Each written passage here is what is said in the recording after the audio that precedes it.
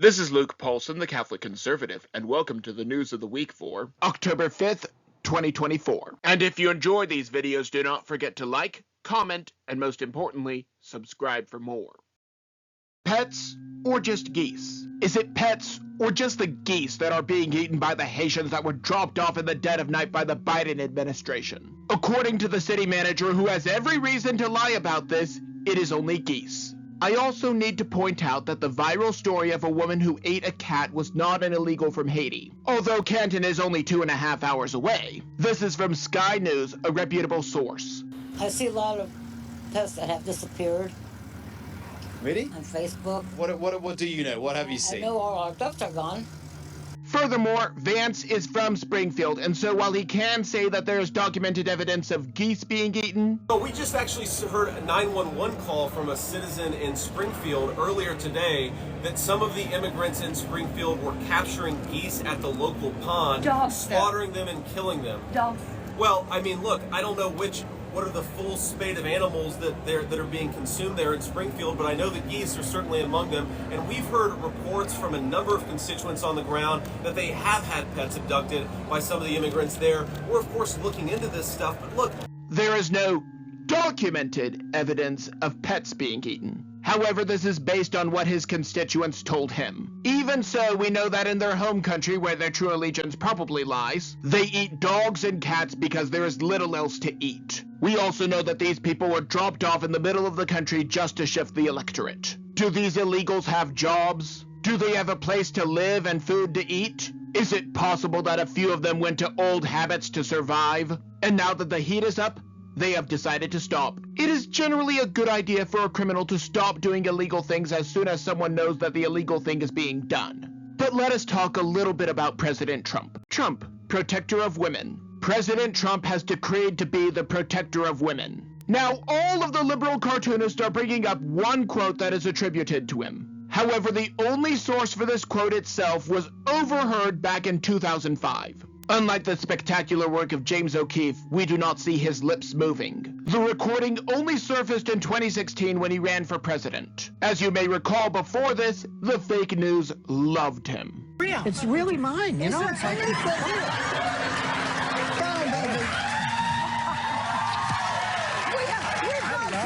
things together over the years. She is very sexy, I want to tell you. He knows how to get to me. Now, all of a sudden, he is a pariah. Furthermore, even if the audio file is legitimate, we are electing a president, not a pope. Either way, he still offers more protection to women than the Democrats. They want men to take over women's spaces for as of yet unknown reasons. However, the Democrat ideology stateside is not the only threat. Soros buys radio stations. George Soros is just a philanthropist, says the fake news. He financed the campaigns of district attorneys who would not prosecute Black Crimes Matter rioters. Recall that Tampon Tim refused to help when Minnesota burned, and cackling Kamala tried to bail out the rioters. We already have a radio station that has been set aside solely for government propaganda. NPR. Why would we need more? I believe that John Kerry answered that when speaking at the World Economic Forum. But look, if people go to only one source, and the source they go to is sick and, has an agenda, and they're putting out disinformation, our First Amendment stands as a major block to the ability to be able to just, hammer it out of existence. So what we need is to win the ground, win the right to govern by hopefully having, winning enough votes that you're free to be able to implement change. That is why George Soros needs these radio stations. They need to prepare to counteract a potential Trump victory, or run constant cover for cackling Kamala. This fake news would undoubtedly include ridiculous claims of loony liberals. They might tell us that a woman who died from a pill to kill her children died from not being able to kill her children. The pill killed Thurman. Amber Thurman lived in Georgia when she became a mother. However, upon realizing that she did not want this responsibility, she decided to kill her children. However, since it is illegal to kill children in Georgia, she had to cross state lines to get a pill to kill her twins. She died as a side effect of the pill. The clinic probably did not properly warn her about the side effects. Thus, I am not sure if this was suicide or medical malpractice. The only way that Democrats like cackling Kamala can win is if they lie about these things. The Republican Party was started to free the slaves. Since then, Democrats have gone above and beyond to keep the Democratic plantation in place. However, their facade is slowly falling apart. Kamala loses minorities. New polls by the fake news have made it clear that minorities are going toward Trump. Over the past few election cycles, the number of minorities supporting Republicans has been increasing. But even the fake news with their skewed polling is willing to admit that the difference is getting too close. In all honesty, it makes sense. One of the items that President Trump campaigned on was reaching out to minorities. He told them that they had been voting Democrat for years and nothing got better. Some former Democrats took him up on this offer and tried something new. As a result, we got one of the greatest economies that our country has ever known, until 2020. Now those who did not fall for the brainwashing have decided to stay with President Trump. Seeing this trend, the only hope that cackling Kamala has left is to start promising lots of free stuff. However, most of that is not even going to Americans. Missing flood aid, billions of dollars to Israel, billions of dollars to Ukraine, billions of dollars to countries most Americans could not find on a labeled map. With these numbers, you would think that the money given to hurricane victims would be astronomical, but it is not. If there is one person in America who needs help, foreigners and the rest of the world should fend for themselves. I know that sounds harsh, but I would rather that the money stolen from me go to help someone in America than line the pockets of the politically connected around the world. That being said, disaster aid is still not a legitimate use of tax dollars. Imagine if the states and the people were able to keep their own money. They could deal with the crisis themselves. Instead of paying FEMA hundreds of thousands of dollars, the money could stay in the municipalities and states. We, as a community, are better equipped to aid each other than the federal government could. For example, President Trump is helping to raise money from willing donors, something that Democrats cannot understand. Since it is better to let people keep their money on the state level, the same applies to the national level. Iran versus Israel. Iran has attacked Israel, and there are no two ways about it. However, the same people who are pushing for America to send weapons to Ukraine are suddenly silent. That is partially because the Democrats, except for Thurman, have decided that Israel is the oppressor. Granted, these are the same people who think that foreigners deserve rights over Americans, and think that men can get pregnant, but I digress. Moving on. While we unconstitutionally gave billions to both countries, neither should have gotten a single penny. While both countries are being invaded, Israel is not known as the world's most corrupt country. Furthermore, Israel actually develops useful technology. Legally, the president cannot get involved without an act of Congress, but that has not stopped presidents in the past. Back over in America, we have problems at our border, but not just the southern border, the port workers strike. Our port workers are on strike. That means very soon it may be hard to get products like toilet paper. I would like to point out for the record that if these goods were produced in America, there would be little need for them to be unloaded from ships. Either way, something tells me that Pete Buttigieg will not offer much help at all. Officially, the workers want better wages, but that will only exacerbate the problem further. I would love to be paid more for what I do, but I would prefer a steady market value income to being paid whatever the government thinks that I should make.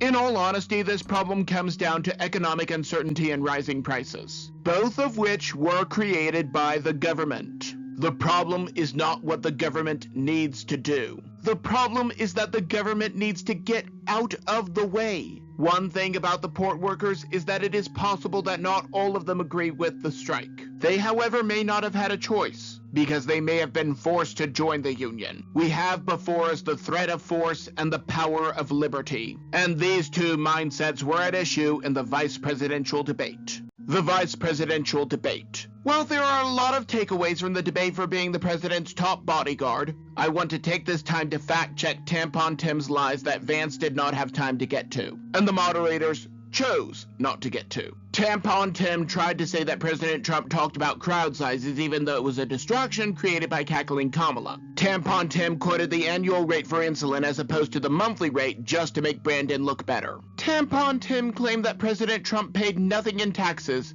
but that was because he overpaid in years prior. Tampon Tim refused to clarify whether or not he would let a child die if said child survived a botched infanticide. Tampon Tim blamed Thurman's death on the infanticide ban, even though it was the pill that she took to kill her children. Tampon Tim claims to have the lowest teen pregnancy rate in his state, but that might be because all of the babies were killed. Tampon Tim claims to support the Second Amendment, but still believes that it is about hunting. Tampon Tim pushed for healthcare like Canada and Britain, even though those that can afford it come here for our treatment. Tampon Tim claimed that multiple police officers died during the mostly peaceful protest of January 6th. These must be aside from the one that died days later, or the ones who gave a protester a tour. Tampon Tim claimed that President Trump locked up his political opponents, but I have yet to see one. Tampon Tim refused to condemn the censorship of the Biden White House, and tried to shift the conversation to a method of protest that was not endorsed by any president sitting or otherwise. The memes created mocking Tampon Tim afterward were hilarious. However, some of them may soon be illegal in California. Fortunately, the Babylon Bee is fighting back. Make parody legal again. Gavin Newsom's decided that deepfakes need to be illegal in the state of California, and the Babylon Bee has decided to sue over this. And I am sure you are thinking to yourself that the image that I chose has nothing to do with this, but I assure you, there is a reason. I have never heard of CCN, but they actually chose bees walking around honeycombs to represent the Babylon Bee. I want to chalk that up to ignorance, but I cannot rule out that this image was chosen to keep people from finding the truth. That is likely, as the article defends the 3 bills in question. We have to stand up to these things and cannot just stand idly by. Things are going downhill fast. However, in a moment of levity, they have released a new video that looks into the mostly peaceful protest of January 6th. As if on cue, the deep state released new documents related thereto. January 6th returns. New documents have been released with hearsay, claiming that President Trump had malevolent intentions on January 6th. Naturally, this would get thrown out of any normal court. But we have a kangaroo court. In a republic, this would get thrown out. But we live in a banana republic. What are the odds that this was released alongside the Babylon Bees video and a disastrous debate performance by Tampon Tim? Although I am sure that it is all just a coincidence. A link to the video in question is in the description below. Maybe I'm just blowing smoke. Maybe I'm completely off my rocker, but that is just my opinion. And do not forget to like, comment, and most importantly, subscribe for more. But before you go, on the left I have last week's video, but you may also enjoy the video on the right.